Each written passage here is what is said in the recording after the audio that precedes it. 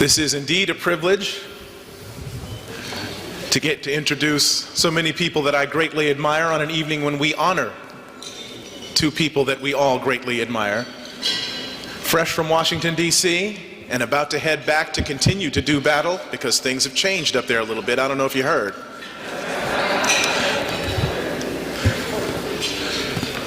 We'd like to welcome Congresswoman Maxine Waters.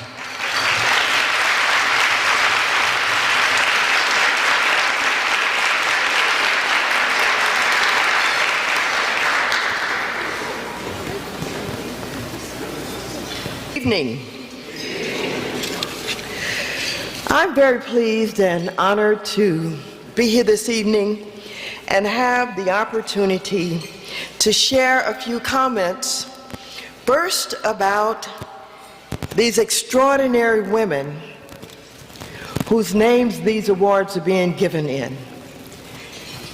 Lillian Mobley, of course, is an icon, a very special woman who has dedicated her life to service in our community. I've known Lillian Mobley for many, many years. As a matter of fact, tonight when I was coming here, I thought about the night that I won my first election in 1976. And what was taking place that evening.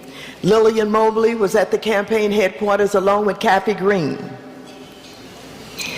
And Tom Bradley showed up, and Lillian Mobley reminded many of the people who were showing up that evening what we had gone through to get to the point of winning that election. And of course, Lillian and I have worked on many, many projects. But Lillian has been the leader. Whether we talk about the establishment of our Southwest College or Charles Drew, Martin Luther King, the senior center that she founded, Lillian has been there to provide leadership for our community in areas where others did not dare go. She's sitting here this evening looking as cute as she can be, with a big smile on her face.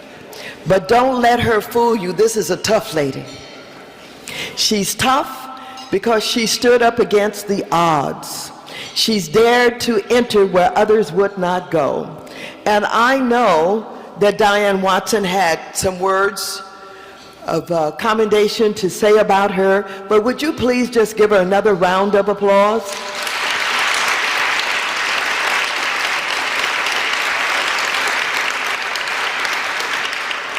And of course, Mary Henry.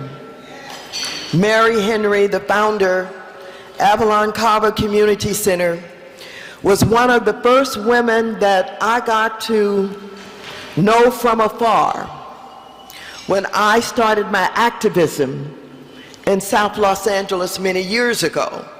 We all came out of EYOA. How many people in this room remember EYOA? This was the beginning of the war on poverty, where you had these great women, the Lillian Mobleys, the Kathy Greens, the Mary Henrys, Head Start program, Neighborhood Adult Participation Project, Opal Jones. And these were the women who inspired us and helped us to understand that we too could realize our full potential. And Mary Henry was the best. Articulate, unafraid, and took the stage wherever we were to tell off everybody in Washington, everybody in Sacramento, everybody in City Hall, and when she finished, people nodded their heads in agreement because they knew she was telling the truth. I loved to hear Mary Henry speak. I loved to hear her confront. I loved her audacity And so this evening, to have these awards in the names of Lillian Mobley and Mary Henry is very special to me, because these are the women who not only inspired me to run for office, but who was there to give me support and guidance and share with me their wisdom over all of these years. And I love them, I honor them, and there's nothing that I would not have done for Mary Henry and, of course, for Lillian Mobley. Give Mary Henry a big round of applause.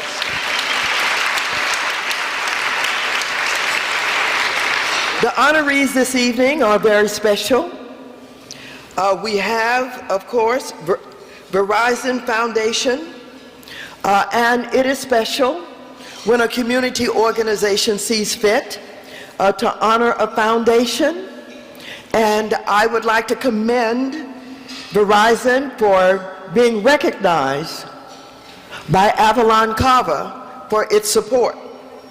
And I would like to thank the First Lady for the leadership that she's providing, dealing with obesity in our young people and in this nation. She's taken on a subject that has created a buzz, and we're beginning to talk about it in so many ways.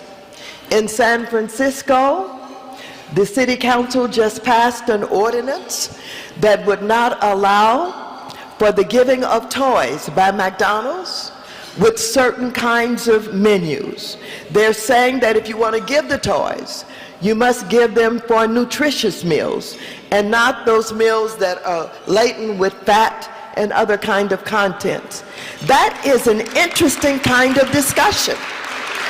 And I listened to it last evening, the pros and cons of it.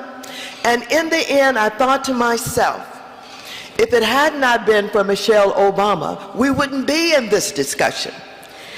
But for Michelle Obama, we would not be thinking about whether or not our communities have too many fast food places that serve up the kind of food that does not do us well. We would not be talking about what is on our school menus. And so I'd like to thank Michelle Obama and give her a big round of applause for the recognition that she's receiving.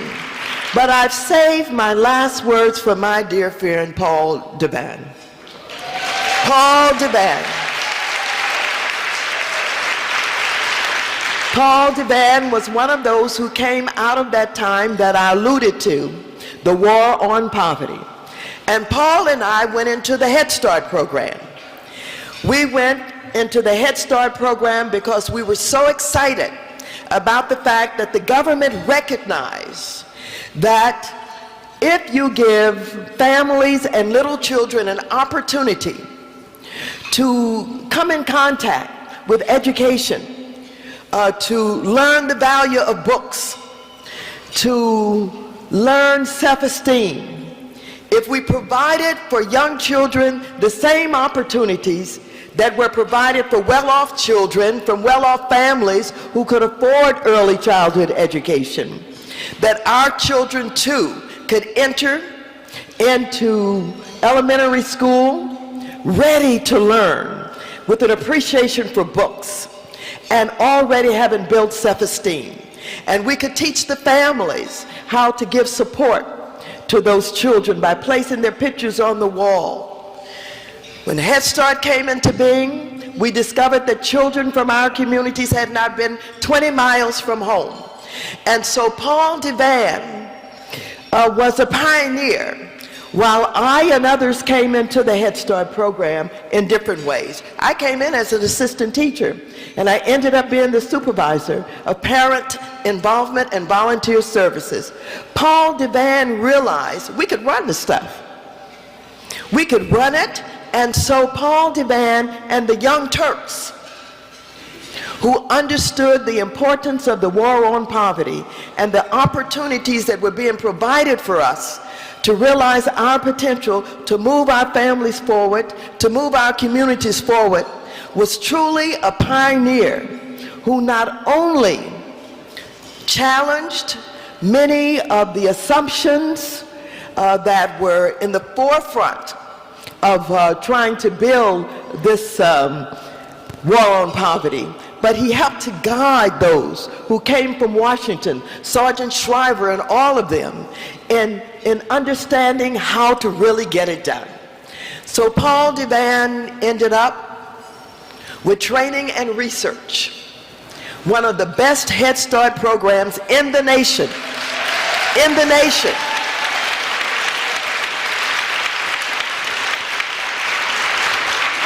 Training and research was so important, not only because Paul DeVan loved the children and understood how to build self-esteem and to bring the resources to bear. He really had an appreciation for parental involvement. And that's where we really connected, because that's where I played a role. And that's where I became supervisor in another program. At the time, we had 13 delegate agencies. And parent involvement was at the core of the work that we did. We understood that if parents really understood they could take control of their children's educational destiny, that we really did stand a chance in moving our communities forward and challenging the status quo.